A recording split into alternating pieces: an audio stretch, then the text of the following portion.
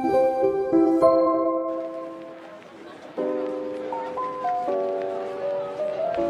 Assalamualaikum. My name is Raisana binti Anwar. My study ID is 2023104969. In this video, my partner and I will present to you how to form the equation by using numerical analysis technique. Our objective are to collect real-time data on bus distance and velocities. In the process of collecting data, we took a bus starting from Dataran Cendekia, passing through several colleges and faculties and an hour road in Dataran Cendekia. These data were divided into three types, namely time in hour, distance in kilometer, and velocities. Through this data, we can find the equation for time versus distance and time versus velocities.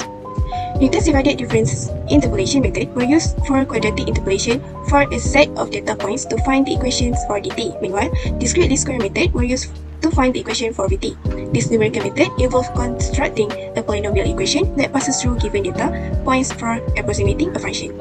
There are three problem statements in this study, which is, first one, which numerical analysis technique were used to find polynomial equations? Second, what are the distance and the velocity that can be measured around UiTM SHAH? And third one is, what are the impact of efficient measurement of bus distance and velocities on campus, transportation, and the community? There are a few steps to find the equation for distance and velocity. The first one is to collect the data around UiTM SHAH by riding a bus. Second, identify time, distance, and velocity. And third, sketch the graph by plotting all the data. As you can see, the graph on the right is velocity and the graph on the left is for distance. Newton divided difference interpolation method were used to find the equation for time versus distance. There are three steps to find the equation, which is, first, set the value of x for time and y for distance. Second, find the first, second, and third divided difference. And three, use the formula dt. For the first equation, we get d1t equals to 5646.0060 x cubed minus 369.5045 x squared plus 22.5602 x. For the second equation, we get d2t equals to negative 16,387.5080 x cubed plus 3,660.2163 x squared minus 243.0510x plus 5.9604. For the third equation, we get d3t equals to 5,646.0060 x cubed minus 369.5045 x squared plus 22.5602 x. For the last equation, we get d4t equals to 5,646.0060 x cubed minus 369.5045 x squared plus 22.5602 x. And I'm from CDCS 2.9. I will continue to explain for this video. From the graph velocity versus time, we can generate 9 equations from the graph using discrete least square method.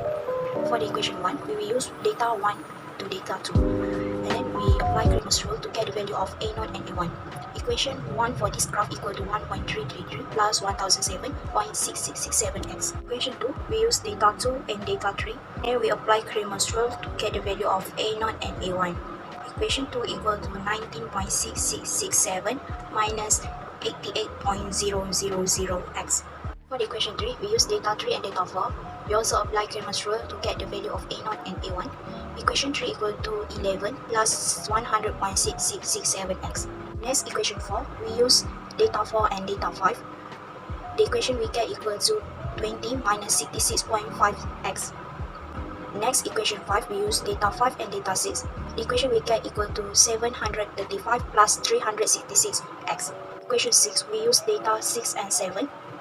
And we get equation equal to 27 minus 83.5x. For the equation 7, we use data 7, data 8, and data 9. We also apply the same technique and we get equation 7 equal to 17.5294 plus 11.6471x. For equation 8, we use data 9, 10, and 11 to get the value A0 and A1. So the equation we get equal to 11.444 plus 58.333x. For the equation 9, we use data 10, data 11, and data 12. We also use the same technique, which is apply Cramer's rule to get the value of A0 and A1. The equation 9, we get 30.5118 minus 55.8824x. Next, what are the benefits to community and society from this study? First, to improve accessibility. Second, for cost saving. Third, for reduced parking demand. And fourth, for environmental benefits. Benefit to industry. First, for efficient transportation planning. Second, for resource allocation. Third, for reduced traffic congestion. Last, for conclusion, based on our finding, this project is not only to craft numerical method, but a chance to gain a deep understanding of the pulse of our campus. The accurate measurement of distance and velocity will contribute to efficient resource allocation, optimizing campus transportation, enhancing safety, and promoting sustainability. These outcomes have the potential to significantly improve the daily commutes of students, faculty, and staff, while also contributing to a greener and more efficient campus infrastructure. Through the lens of numerical analysis, we are not only exploring the dynamics of bus travel, but also shaping a more sustainable and user-friendly campus environment.